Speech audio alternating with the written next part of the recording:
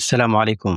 Qof kasta oo raba inuu gaaro xasilooni dhaqaale, waxaa muhiim ah inuu yeesho qorshe sax ah, go'aan geesinimo leh, iyo faham wanaagsan oo ku saabsan maamulka iyo maareynta lacagta. Xasiloonida dhaqaale ma ku yimaado si sahlan, balse waxay u baahan tahay dadaal joogto ah in loo bixiyo. Haddii maanta aad samaysato qorshe cad, adkayso go'aanada qorshahaaga, oo aad si xikmad leh u maamusho dhaqaalahaaga, beri waxaad ku raaxaysan doontaa nolol xasiloon iyo hanti aad u fara badan. Haddaba mawduuceena maanta waxaan kusoo qaadan doonaa tallaabooyinka caawin doona sidii aad dhaqaalaha kor ugu qaadi lahayd, isla markaana aad ku noqon lahayd hantiile. Intaan tallaabooyinkan bilaabin, fadlan haddii aad nagu cusub tahay channelka subscribe garay. Haddii aad hore noola joogtay, videoga like saar, siina share garay si asxaab kale ugu faa'iidaystaan.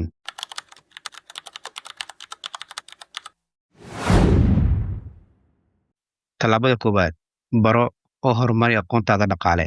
Akhri buugagta ku saabsan dhaqaalaha iyo maalgashiga.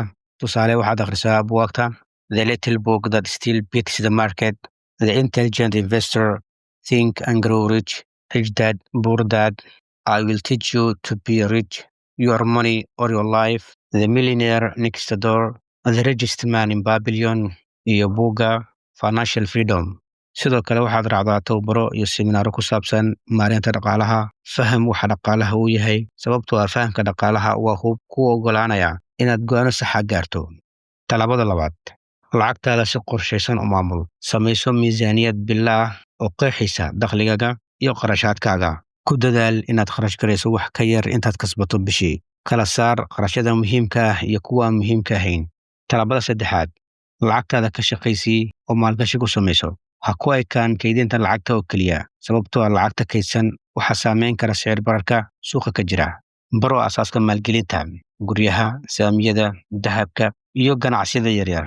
Dooro maalgashi waqti dheer ah oo ammaan ah, faa'iidadiisana ay joogto tahay. Iska ilaali maalgashiga faa'iidada degdega ah laga helo, isla markaasna khasaarihiisu aadka u badan yahay. Tallaabada afraad, dakhli badan ka sameey ilo kala duwan. Hal shaqo oo keliya ha ku koobnaan, samey ganacsi yar oo dhinaca ah ama si gaar u leedahay, sida inaad wax ku iibiso online-ka iyo inaad maalgashaad samaysato. Dakhliga badan wuxuu kuu oggolaanayaa inaad si degdeg ah ku gaarto madax bannaani dhaqaale.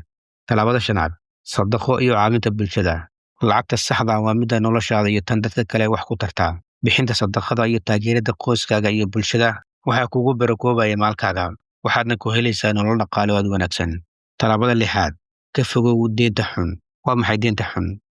Deynta xun waa deynta ku jirta ribada. Marka iska ilaali deynta ribada badan leh. Ogow in lacagta ribada lagu bixiyo ay keento khasaaro. Haddii aad deyn qaadato u isticmaalo kaliya maalgelin faa'iido ku keeni karta mustaqbalka.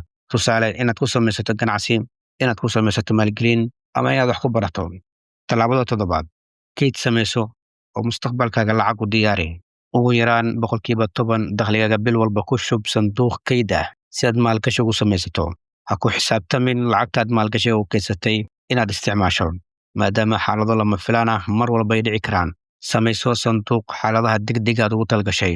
Sanduuqaas oo dabooli kara 3 bilood ilaa 6 bilood kharashaadkaaga asaasiga ah. Tallaabada siddeedaad, la imow sabar iyo dulqaad. Ha isku dayin inaad hal maalin gudaheed aad ku noqoto shakhsi taajir ah, sababtoo ah in taajir la noqdo waxay u baahan tahay waqti badan iyo dadaal badan. Ka fogow raaxada xad-dhaafka ah, iskuna day inaad maalin walba aad shaqayso oo aad dadaal samayso.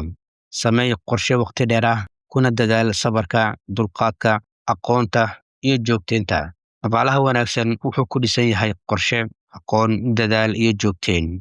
Haddii aad si joogto ah u fuliso tallaabooyinkan, waxay si tartiib tartiib ah u gaari doontaa nolol dhaqaale oo aad wanaagsan. Sidaa darteed, ha ka daalin dadaalka, hana ka cabsan caqabadaha. Mar waliban xusuusnow in hantida lagu helo adkaysi, aqoon, go'aan sax ah iyo kayd. Runtii noloshaada inaad beddesho waxay ku xiran tahay adiga nafsadaada. Marka isku day inaad nafsadaada hormuud aad u noqoto, oo aadan ka caajisin inaad mar walba dadaal aad samayso si aad horumar aad u gaarto. Intaan waxay ahayd macluumaadkan rabay inaan maanta idiin faa'iideeyo. Mawduucina maanta halkan ayaan ku keenaynaa. Inta iyo mawduuc kale, assalaamu calaykum waraxmatullaahi wabarakaatuh.